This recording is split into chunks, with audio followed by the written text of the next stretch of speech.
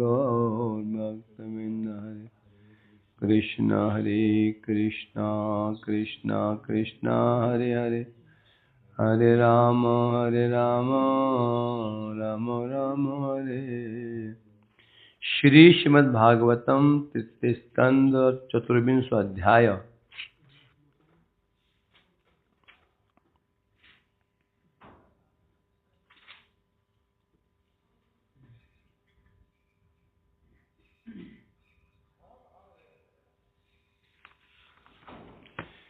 तो चल रहा हमारा कर्दम देहूति संवाद।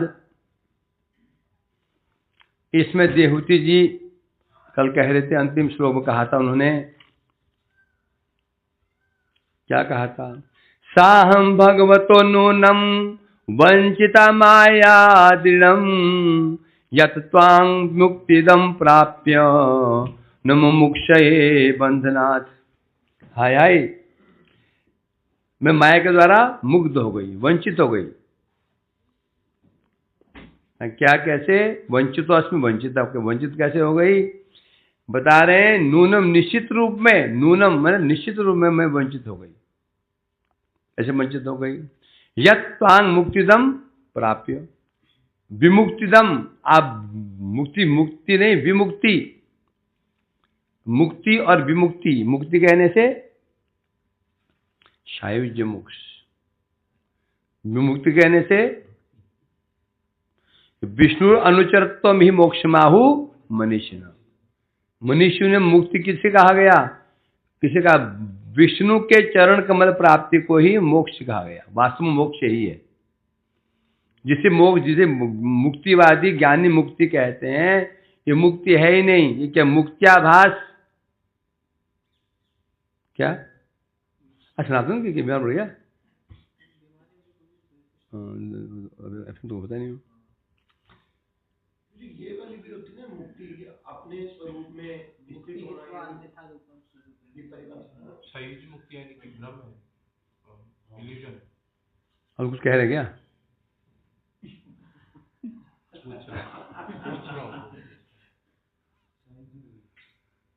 जिसे मुक्ति मुक्ति कहते हैं, हम लोग कहते हैं, ज्ञानी लोग कहते हैं, किसे मुक्ति कहते हैं? सायुज्य मोक्ष को कहते हैं। वास्तव में ये मुक्ति है ही नहीं, ये मुक्त्याभास है। आभास दो प्रकार का, छाया और प्रतिबिंब। उसी प्रकार से छाया मुक्त्याभास, प्रतिबिंब मुक्त्याभास।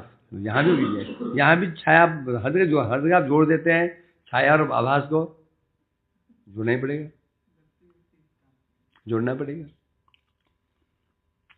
अब देखते हैं छाया और प्रतिबिंब। छाया, प्रतिबिंब छाया में क्या अंतर है? प्रतिबिंब आभास में, छाया आभास में क्या अंतर बताओ? कार्तिक बता, क्या समझ रहे? जो छाया आभास है वो मेन वस्तु के पास में है, नजदीक है, और जो प्रतिबिंब है वो दूर है, ज्यादा दूर है। कैसे पहचानेंगे प्रतिबिंब है कि छाया है? बताओ विनीत, बताओ, तुम बताओ। कौन बोला? छाया के अंदर वस्तु के समस्त गुण विद्यमान रहेंगे। प्रतिबिंब आभास के अंदर केवल एक गुण रहेगा, गौण गुण। समझेंगे नहीं? ऐसे पहचानोगे, पहचानोगे वस्तु कैसे पहचानते हैं? लक्षण ऊंचे, लक्षण क्या उसके? सीधी बात है।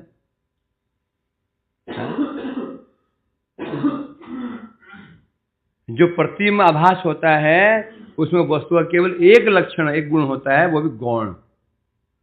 और छाया आभास होगा, उसमें वस्तु दोनों गुण रहेंगे, मुख्य भी और गौण भी।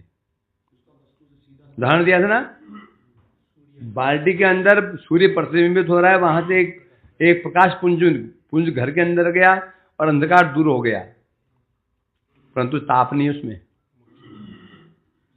ताप नहीं। वो जो अंदर प्रकाश झलमल कर रहा है, वो प्रतिबिंब सूर्य का आभास नहीं है, वो प्रतिबिंब का आभास है, इसलिए ठंडा नहीं होगा, उसमें गौण गुण तो होगा, मुख्य ताप नहीं होगा। छायाभास, सूर्य उदय हुए हैं, है कि नहीं? हम घर के अंदर बैठे हुए हैं तो भी आभास दिखेगा, परंतु आभास में क्या होगा, अंधकार भी दूर होगा और थोड़ी ताप भी मिलेगा। अब आते हैं भक्ति में, मुक्ति में। शायद मुक्ति किसे कहते हैं? आतंतिक दुख निवृत्ति मुक्ति। आतंतिक दुख निवृत्ति मुक्ति। जो शायद मुक्ति का लक्षण क्या बता रहे हैं? आतंतिक दुख निवृत्ति की आतंतिक वृत्ति, आतंतिक रूप में दुख की निवृत्ति को मुक्ति कहते हैं। आदि दैविक, आदि भौतिक, आध्यात्मिक जो तीनों ताप हैं, इन तीनों तापों का आत्यंतिक 100% नहीं, उसके ऊपर उसे निवृत्ति को मुक्ति कहते हैं। केवल मुक्ति, बस दुख निवृत्ति है। और दुख निवृत्ति भक्ति का कौन सा गुण है? गौण गुण है। दुख निवृत्ति भक्ति का गौण गुण है, मुख्य गुण नहीं है। भक्ति को मान लो सूर्य, मुक्ति को मान लो प्रतिबिंब आभास, तो भक्ति में 2 गुण होंगे। ये क्या है? मुख्य। और मुख्य क्या है? भगवान की सेवा सुख प्रदान करना। भगवान की सेवा सुख प्रदान करना भक्ति का मुख्य गुण है, सेवा आनंद प्रदान करना। और गुण क्या है? संसार दुख की निवृत्ति, दोनों है। परंतु मुक्ति में एक के लिए गुण है, संसार दुख की निवृत्ति। सुख सिवा सुख तो नहीं है, तो क्या मानेंगे इसको? तो क्या मानेंगे इसको? मुक्ति क्या मानेंगे? प्रतिबिंब।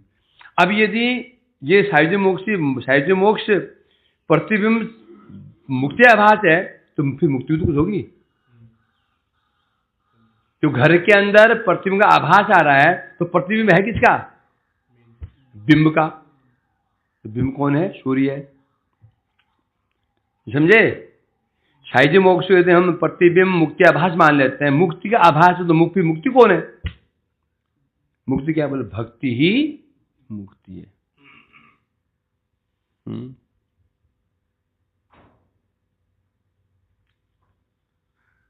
क्या है?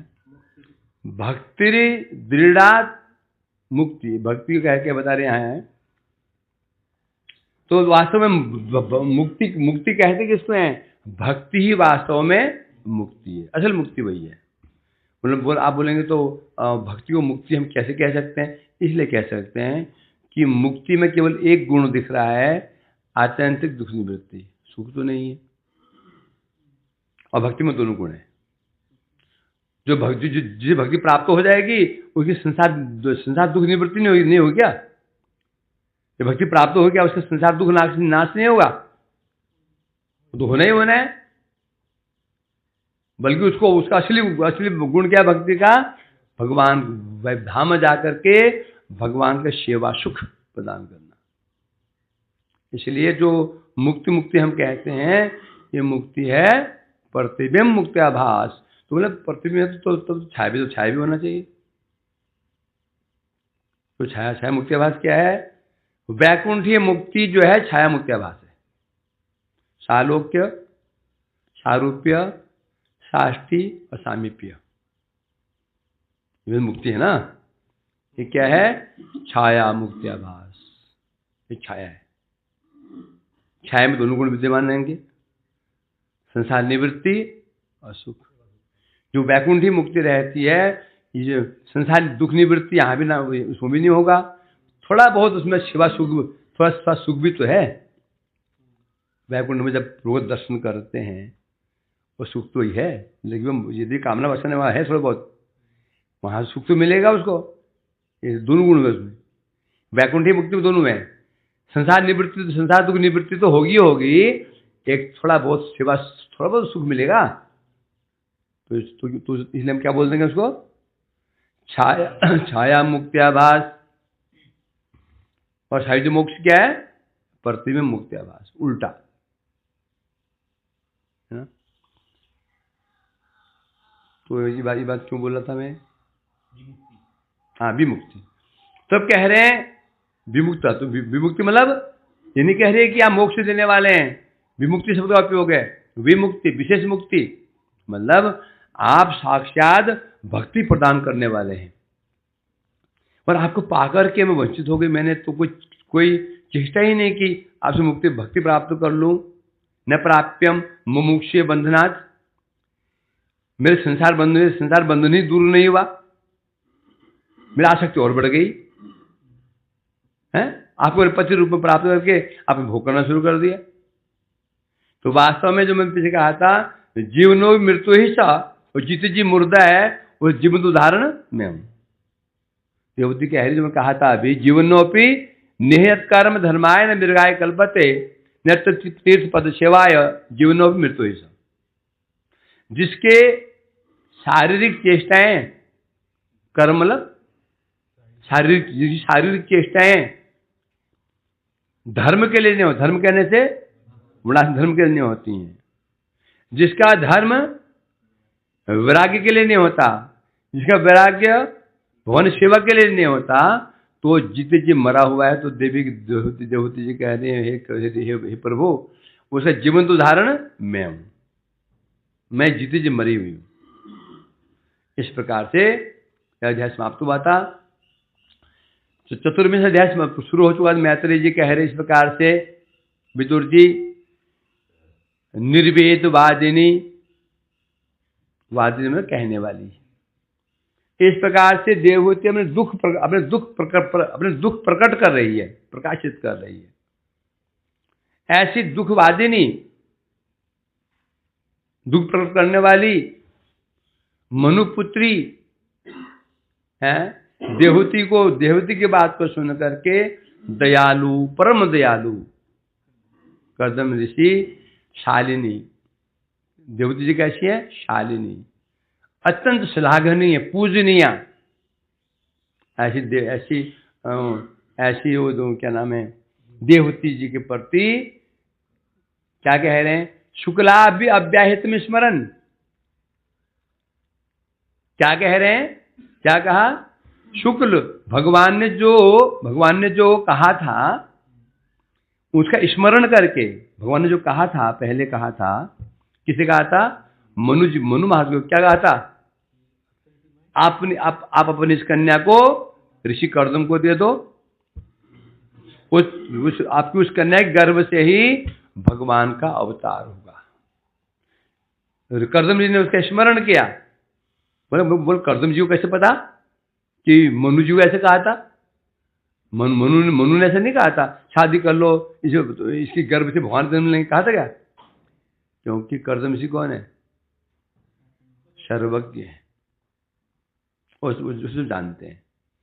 इसलिए उन्होंने, जो ब्रह्मा जी ने, भगवान ने जो कहा था, इसको मनु जी को कहा था, उसका स्मरण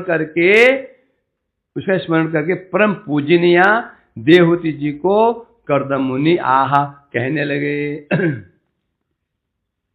श्री ऋषि वाच माखिदो राजपुत्री इत्थमात्मान प्रत्यन अनिंदिते भगवांस्ते अक्षरो गर्भम उदरात प्रपक्षते।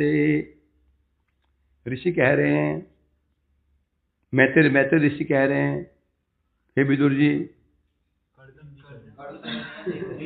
कौन कह रहे? कर्दम जी कह रहे हैं। ठीक है, सुन ले। कर्दम जी कह रहे, मां खिदो, हे राजपुत्री, मां खिदो, आप खेद मत करो। खेद मतलब दुख मत करो।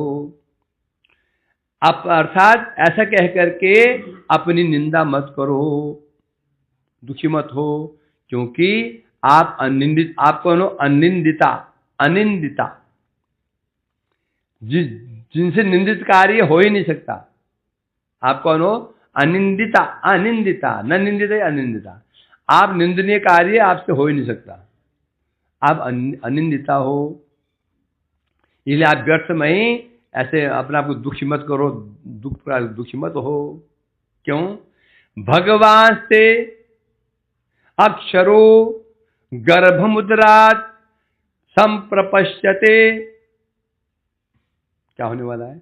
क्योंकि ते गर्भम, आपके गर्भ से अक्षर भगवान, अक्षर वो जो अजन्मा अजन्मा जो भगवान है, नित्य भगवान है, वो जो भगवान अति शीघ्र ही आपके उदर से, आपके गर्भ से संप्रपश्यते, गर्भ से पुत्र रूप में प्रकट होने वाले हैं।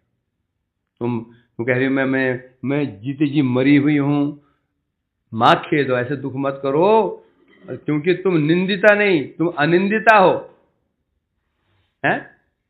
भगवान तुम्हारे गर्भ से अति शीघ्र ही जन्म ग्रहण करने करेंगे। ये जो निंदित हुई तो फिर कैसे करेंगे? भगवान जिसको माध्यम बनाते हैं, क्या वो व्यक्ति वो व्यक्ति विशेष निंदित हो सकता है? जिस स्थान पर भगवान का आविर्भाव हो, भक्तों का आविर्भाव हो, जिनके द्वारा हो, क्या निंदित हो सकते हैं? वो नहीं हो सकता। आप निंदित नहीं हो, इसलिए व्यर्थ में ही मां खेदो, खेद मत करो।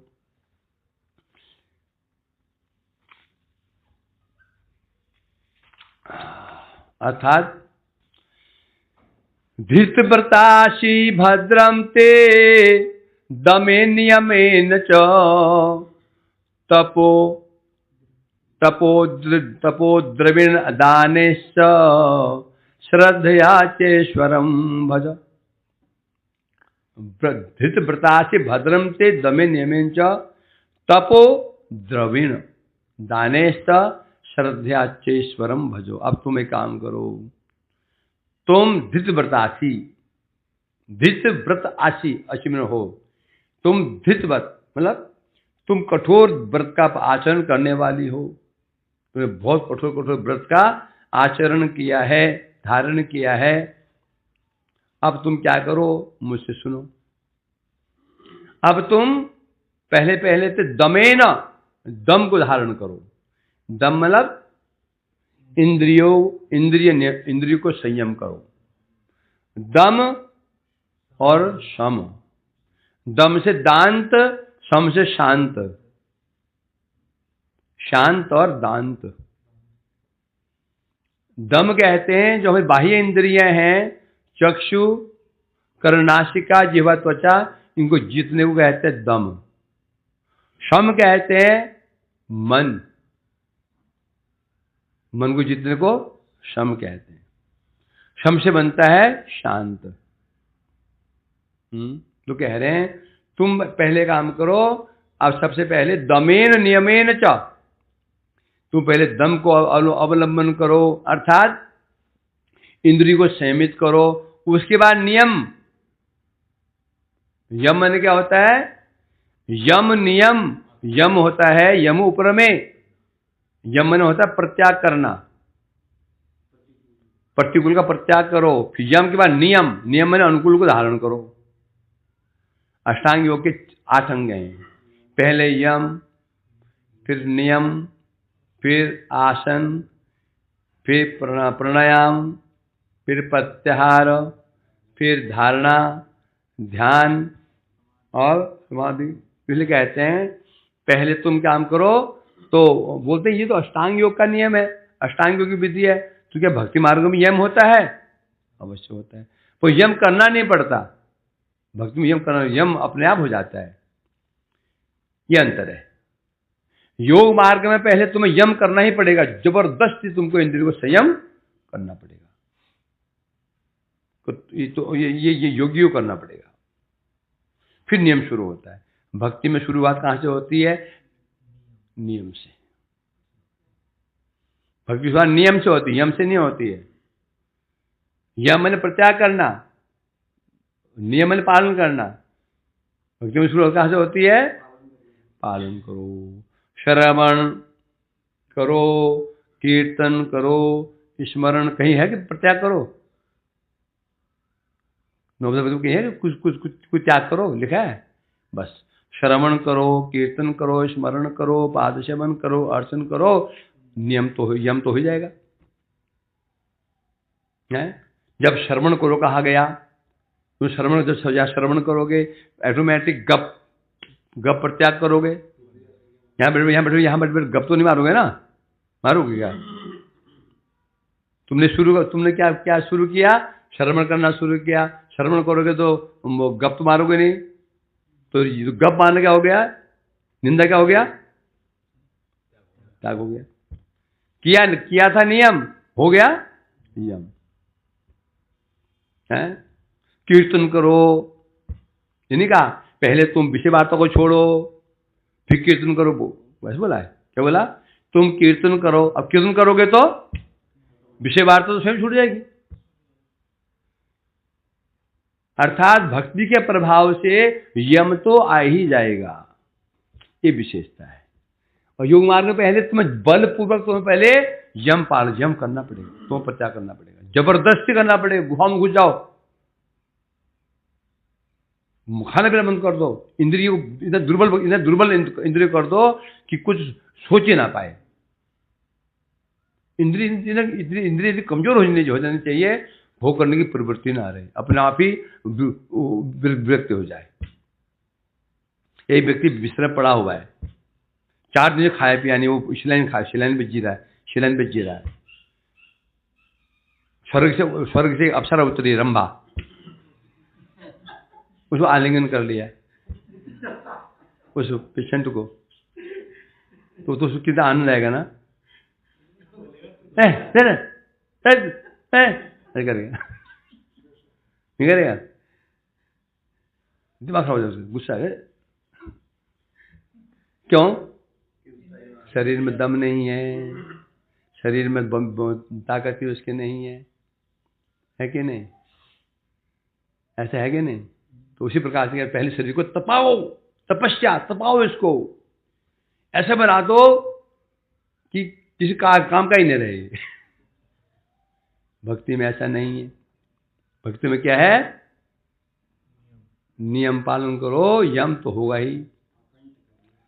इसलिए कह रहे हैं, क्या बात चल रही थी?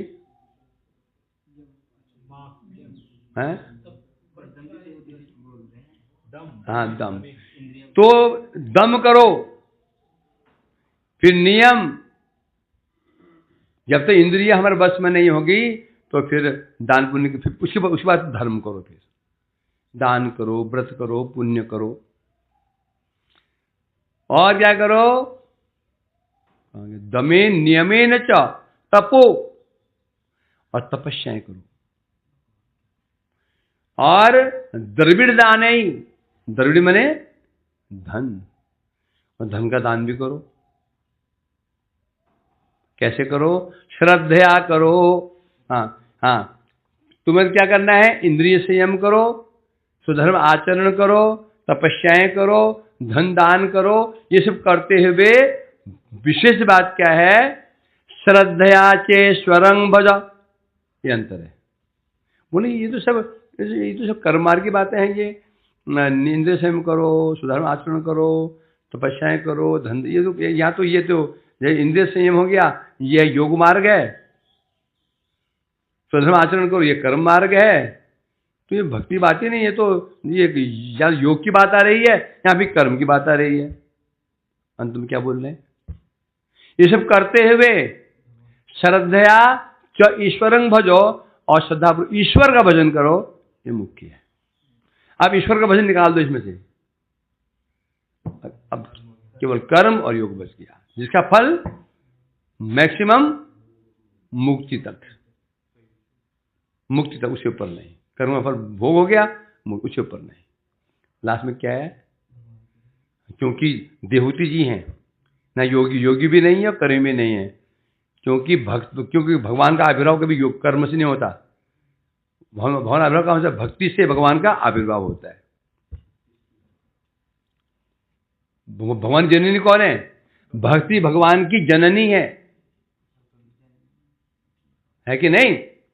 तो देहूती योगी कैसे हो सकती है? कर्मी कैसे हो सकती है? यदि है तो उनके गर्भ से भगवान का जन्म कैसे हो सकता है? देहूती भक्ति स्वरूप ही नहीं है, तो जन्म भगवान का होगा। कपिल जी भगवान है, कपिल मुनि नहीं है, कपिल भगवान है। वो कपिल मुनि योगी थे, तो कपिल मुनि थे, इनका जन्म कब हुआ था? इनका जन्म हुआ था त्रेता युग में, और अग्निवंश में इनका जन्म हुआ है। कपिल मुनि जो तपस्या कर रहे थे गंगा सागर में, जिन्होंने शंकर महाराज जी के 4,500 पुत्र भस्म कर दिया था, वो थे कपिल मुनि। ये भगवान कपिल देव है। तो इसलिए यहां कहने इस प्रकार से, तुम ऐसा करो, उससे क्या होगा?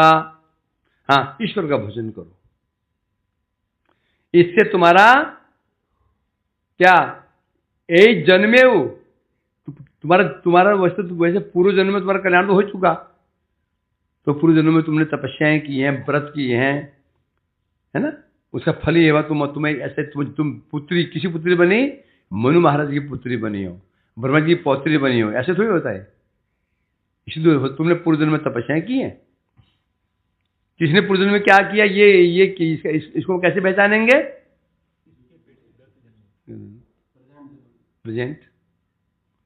प्रेजेंट पास्ट का दर्पण है, और भविष्य प्रेजेंट का भविष्य प्रेजेंट का फल है, जन्मदाता है। समझे? पास्ट जो प्रेजेंट, जो हमारा जो वर्तमान भूत का दर्पण है, और भविष्य क्या है? वर्तमान भविष्य का जन्मदाता है। तीनों का संबंध है, समझ गए ना? इसलिए हम किसी को कैसे पहचानते हैं? उसके पास्ट से पहचान जाते हैं।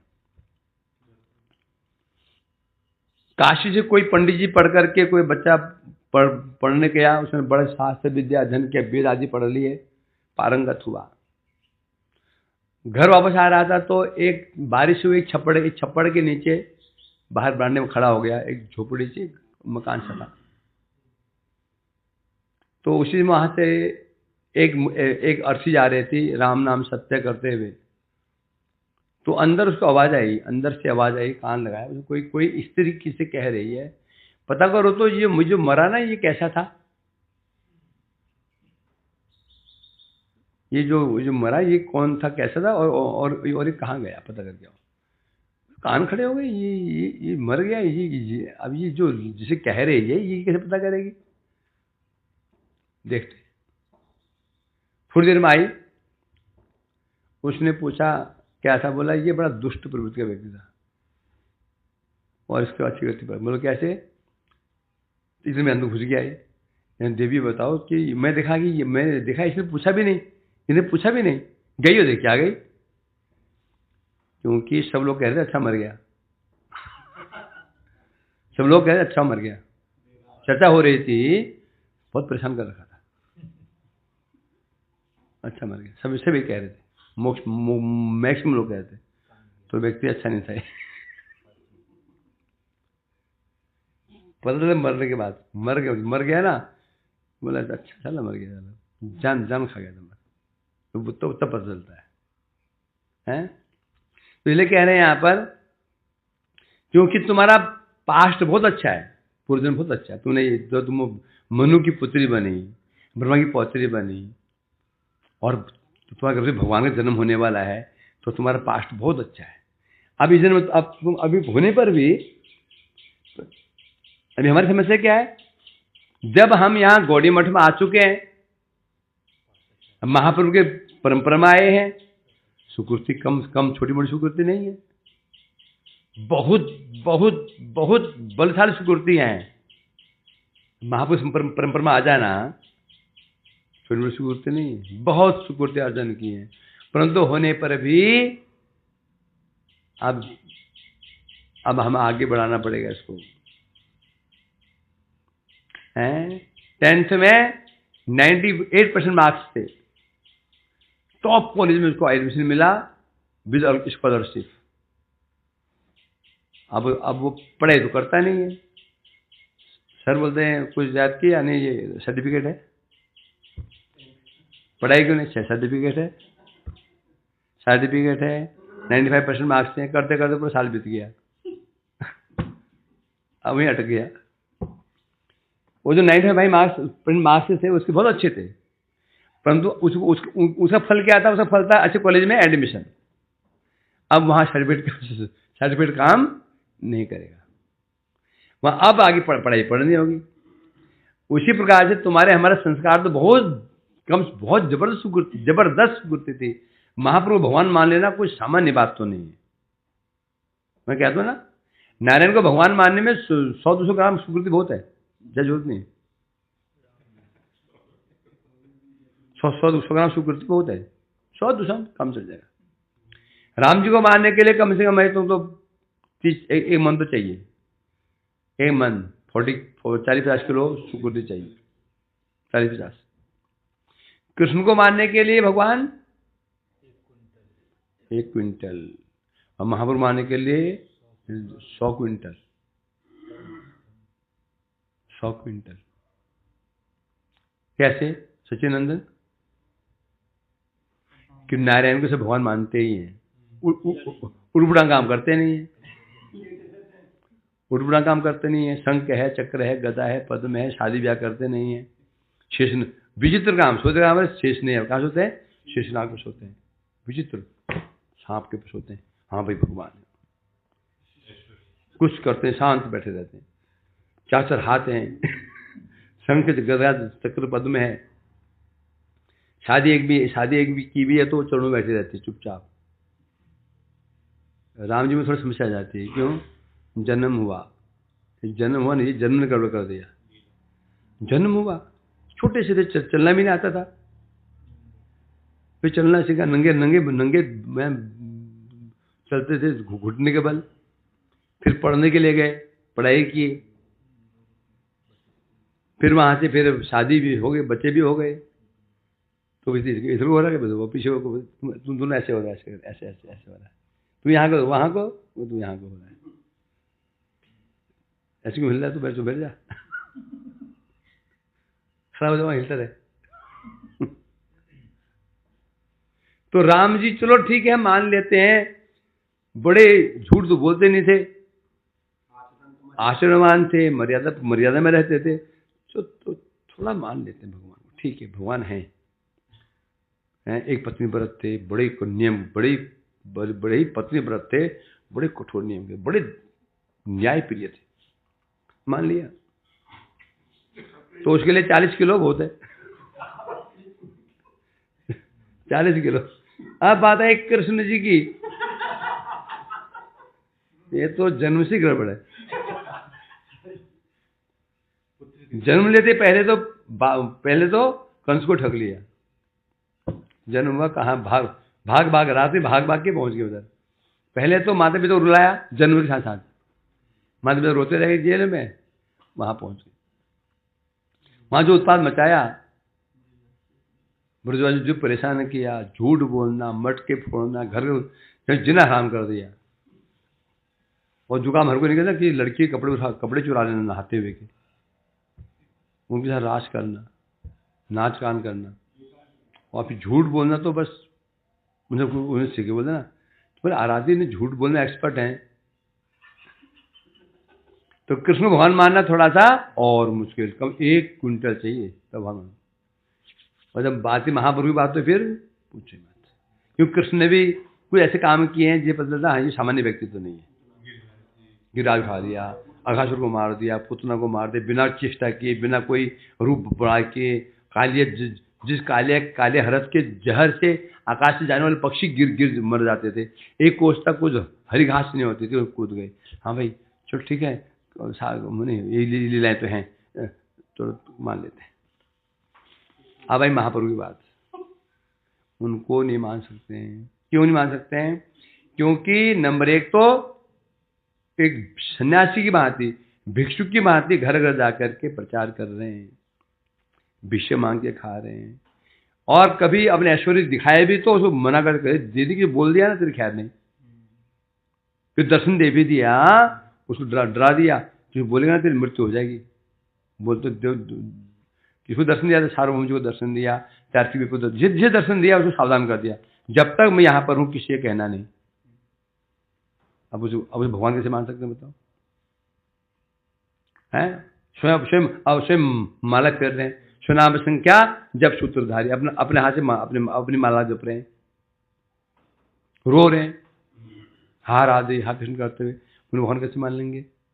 यदि भगवान मान लिया तो समझो 10 टन सुकृति है तुम्हारे पास में। 10 टन। तो जो महाप्रभु हम परंपरा आए हैं, बहुत सुकृति हैं, जबरदस्त सुकृति हैं, परंतु इससे काम नहीं चलेगा। बहुत सुकृति हैं, अब इससे काम नहीं चलेगा। अब इस सुकृति को आगे बढ़ाना पड़ेगा। समझे कि नहीं? 98 थे 90 नहीं चलेगा। अभी अब गौड़ी मठ में डाल दिया, अब इस सुकृति को आगे बढ़ाना पड़ेगा, साधन करना पड़ेगा। साधन दिखाए महाप्रभु ने, साधन दिखाया। संख्या पूर्वक नाम गानत विकाला बसान कित्रो निद्राहार विहार का दिखाया ना। संख्या पूर्वक नाम है करना पड़ेगा। जो भक्ति में बता रखे हैं गोस्वामी लोगों ने, वो सब अब हमें साधन भजन करना पड़ेगा। तो सार्थक नहीं तो जो सुकृति की वो भी काम नहीं हो, कोई काम नहीं होगा। तो ये कह रहे हैं देवहूति आप सामान्य नहीं हो, आप मनु की पुत्री बनी हो, ब्रह्मा की पौत्री और मेरी पत्नी बनी हो, और तुम्हारे घर से भगवान जन्म लेने वाले हैं, पर इतने काम नहीं चलेगा। अब तुम क्या करना है? इंद्रिय संयम करो, धर्म का पालन करो, तपस्याएं करो, धनादि दान करो और सदापूर्वक ईश्वर का भजन करो, तुम्हारा कल्याण अवश्य होगा। स त्वयाराधित शुक्लो वितन्वन्मामकं यश क्षेत्राते हृदय ग्रंथिम औदार्यो ब्रह्मभावन। स त्वया आराधित शुक्ल वितन्वन नामकम यश। त्वया आराधित, जब शुक्ल मैंने भगवान की आराधना करोगी, उसे भगवान संतुष्ट हो जाएंगे। अति शीघ्र मामकम, अति शीघ्र ही क्या करेंगे? मामकम अर्थात यश वितन्वन, मेरे यश को फैलाते हुए, मामकम यशम वितन्वन, वो क्या करेंगे? मेरे यश को प्रकाशित करने के लिए तुम्हारे गर्भ से जन्म लेने वाले हैं। जन्म क्यों लेंगे? मामकम यशम वितन्वन, मेरा यश को फैलाने के लिए, जगत में विस्तार करने के लिए तुम्हारे गर्भ से जन्म लेने वाले हैं। तो वो तो बोला तो मुझे क्या मिलेगा? यश तो आपका फैला, हमारा क्या हुआ? तुम बड़े चतुर हो, तुम्हारे यश फैलेगा तो मेरा क्या? बोले क्षेत्रात हृदय ग्रंथिम औदार्य ब्रह्मभावन, मुझे मिलेगा। तुम्हारी जो हृदय ग्रंथि है ना, क्षेत्रा, तो तुम्हारी हृदय ग्रंथि है, तुम्हारे मन में जो शोक बैठा हुआ हृदय ग्रंथि है, इसका छेदन करेंगे। कौन करेंगे? ब्रह्म भावन, अर्थात जो ब्रह्मा को उपदेश देने वाले हैं। ब्रह्म उपदेशक कौन थे? श्री भगवान। और भगवान तुम्हें गर्भ जन्म लेंगे और तुम्हें उपदेश के द्वारा तो हृदय ग्रंथि को छेदन में तुम्हें ये मिलेगा। हो टाइम हो गया, चलो श्लोक पढ़ देता हूं। तो ब्रह्म जो ब्रह्मा जी को उपदेश देने वाले श्री भगवान है, हरि तुम्हारे गर्भ से जन्म ग्रहण करेंगे, तुम्हें उपदेश प्रदान कर तुम्हारा जो हृदय ग्रंथि है उसका नाश करेंगे। वही हुआ बाद में कपिल देव ने माता जी को उपदेश दिया। कहते हैं कपिल देवहूति संवाद, बड़ा महत्वपूर्ण भागवत का चैप्टर है कपिल देवहूति संवाद। अच्छे तत्व, अच्छे उसमें तत्व ज्ञान भरा हुआ है, उसको हम पढ़ेंगे। तब तक आप भी रह गए और मैं भी रह गया, तो उड़ गए तो फिर कोई ठीक नहीं। कार्तिक कहाँ चला गया? पता नहीं कहाँ चला गया, सामान भी नहीं है। आनंद कहा गया? आनंद है भाई, पूरी सामान भी नहीं है उसका। तो परमेश्वर कहाँ गया भाई? पता नहीं कहाँ, सामान तो